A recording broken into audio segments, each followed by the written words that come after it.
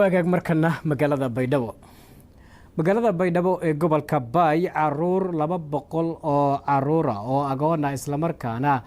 ka walwalayay in ay farxadda maalmaha ciidda ka qayb qaataan ayaa maanta waxa la gaarsiiyay dharkii ay ku ciidi lahaayeen sida uu inoo soo waramayo wariyahayga magaalada Baydhabo Muxudiin Maxamed Xusni. tirada caruurta agoomaha ee halkan lagu siiyay dharkii ay ku ciidi lahaayeen waxay gaarayaan 200 oo wiilal iyo gabdho agoomaha isugu jira.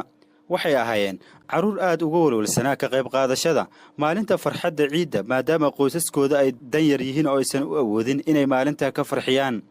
hay-adda maxalliga ee Taha Charity oo gacan ka heshay muxsiniin ku nool gudaha iyo dalka dibadiis ayaa iska xil saartay sidii ay u ciidi lahaayeen qaar ka mid ah caruurta agoomaha ee magaalada Baydhabo ku nool. Cabdifataax Sheekh Xasan oo hormuud u ahaa hawshan qaybinta dharka isla markaana dadaal ugu jiray sidii qaar ka mid ah caruurta agoomaha looga farxin lahaa isla markaana looga heli lahaa dharka ciidda ayaa Universal la hadlay.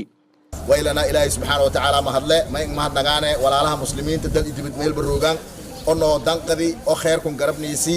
waybwa kishan ono ku dhiiba ki 20 ono ku dhiiba ki hal ono ku dhiiba dhammaan may balana ilaahay subxaanahu wa ta'aala siin ku abaal mari miisaankin aakhir ilaahay subxaanahu wa ta'aala siin ka kaba muuti adduunyo aakhir allah sakhira mayla raay muraad khayr gab ilaahay subxaanahu wa ta'aala weela walaalo may balana an ka bishaarayaan qiyaamo lay dhagaagay ma ahlul khayr iyo khayr lan wal ka dhiiba may waayo walaalo isan aragay tan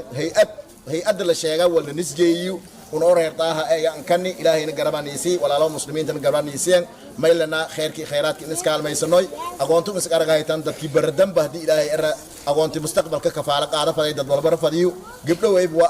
هو يمكن مستقبلكو قريتنا ويبوا ما إلى راي أو يالك مستقبلكو نسكال ما يسنوي خيرك كدالنوي لانوين إلا ير مجل إبلان صغير كبير دبد ريغي دلروغي لانكست أنو لحيب قاردي أن مهد نغان أنو ريبتاها إنا أنو كهدلو مغاغا مؤسسة طاها الخيرية من طاها Charity Foundation ميلنا جزاكم الله خيرا. qaar ka mid ah caruurta dharka la siiyay ayaa dareenkooda uga waramay Universal TV. Ilaahay subhanahu wa ta'ala oo naawurni dhikida muslimiinga waan farantuun iskaalmeen marka ma wali baan ma nagaana walaalo isqil qaamintoon in kaalmeen nooc walba baahdane sida walbarshidu gurug caafimaadka caruurta maxsinti marka kood ilaahay ma nagaan marka lamaad intii ciidan qaadatiya ma nagaan ilaahay ajarsi ilankiyaan ku dambeey.